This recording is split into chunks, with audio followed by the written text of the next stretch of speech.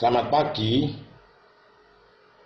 Assalamualaikum warahmatullahi wabarakatuh.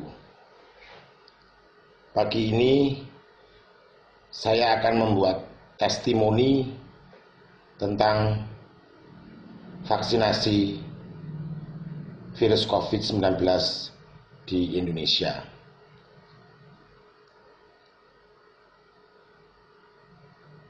Timbul pertanyaan, apa manfaat vaksinasi ini bagi rakyat Indonesia? Apakah dengan mematuhi protokol kesehatan tidak cukup untuk menekan laju infeksi virus COVID-19 di Indonesia? Jawabnya adalah cukup. Kalau rakyat Indonesia betul-betul patuh melaksanakan protokol kesehatan, pakai masker, jaga jarak, rajin cuci tangan. Tapi fakta di lapangan berkata lain, bahwa kita pernah mencapai laju infeksi per hari itu 14.000. Itu artinya rakyat Indonesia susah diatur. Siapa saja, tidak merujuk pada kelompok tertentu, siapa saja, rakyat Indonesia ini susah diatur. Oleh karena itu, mau tidak mau, vaksinasi ini harus dijalankan dalam rangka membentuk herd immunity atau imunitas dalam skala sosial. Kalau kita ketahui, kita divaksin itu tujuannya untuk membentuk imunitas individual.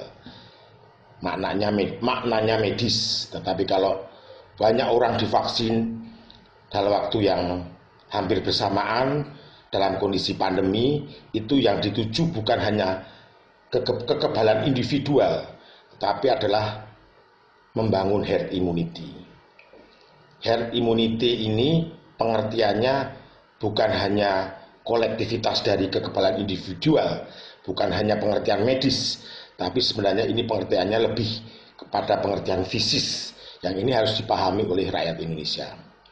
Herd immunity atau imunitas skala sosial adalah suatu pengertian fisis di mana virus COVID-19 ini yang modus penularannya adalah model-model stokastik, dan virus ini di dalam droplet dia punya umur sekitar 5 menit di udara tropis seperti Indonesia ini, dia punya umur 5 menit dan dia punya jarak penularan sekitar 1 sampai 1,5 meter.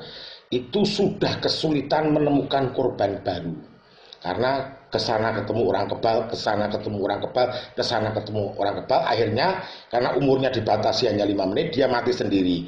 Itulah namanya herd immunity. Vaksinasi ditujukan untuk membentuk herd immunity. Herd immunity itu bukan hal yang statis, bukan hal diam terbentuk langsung selamanya. Oh tidak, untuk setiap tipe infeksi berbeda-beda. Khusus untuk vaksin COVID, khusus untuk virus COVID-19 ini, herd immunity karena vaksinasi itu umurnya terbatas. Jadi pengaruhnya banyak sekali. Efektivitas dari vaksinasi di Indonesia yaitu efikasi dari vaksin itu sendiri, umur kekebalan individual di tubuh manusia, distribusi penduduk Indonesia, dan ketersediaan nakes dan vaskes. Ini harus dimengerti. Dan ini jika harus ada, 4 hal ini jika harus ada secara bersamaan, maka hitungan saya mengatakan umurnya sekitar 1 tahun.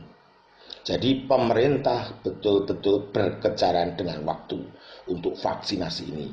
Jika memang ingin laju infeksi virus COVID-19 ini drop pada tingkat yang sangat rendah.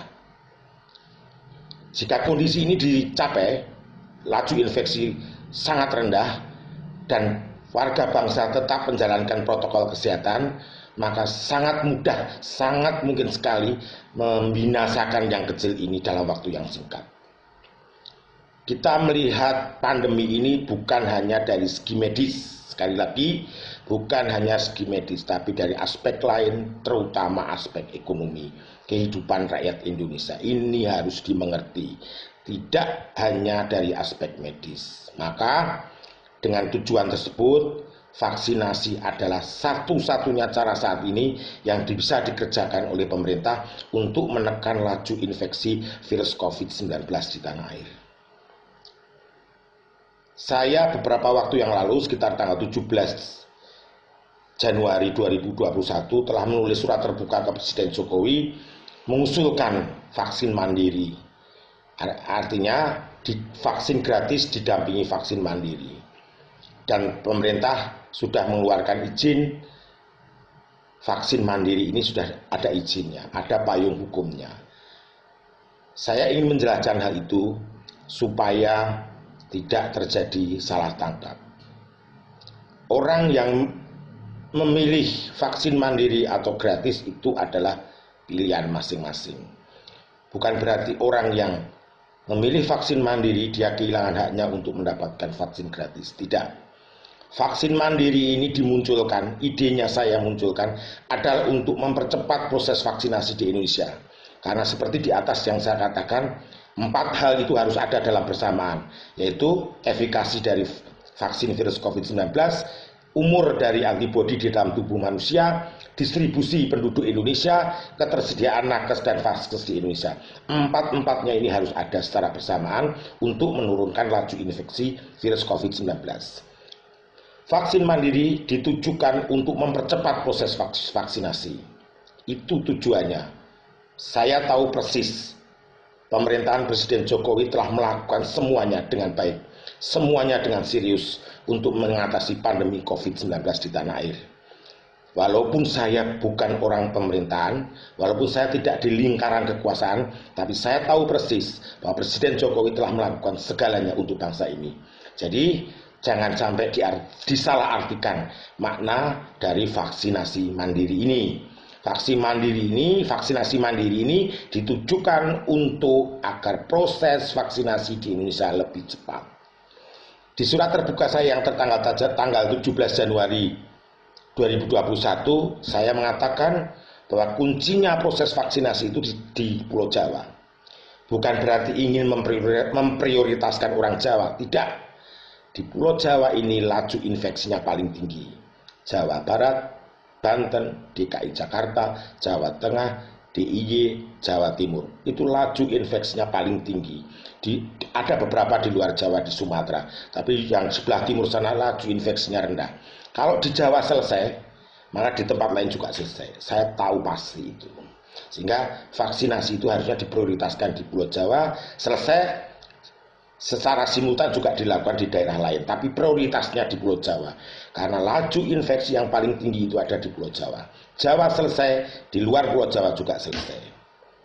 Itu kira-kira testimoni saya tentang vaksinasi pagi ini.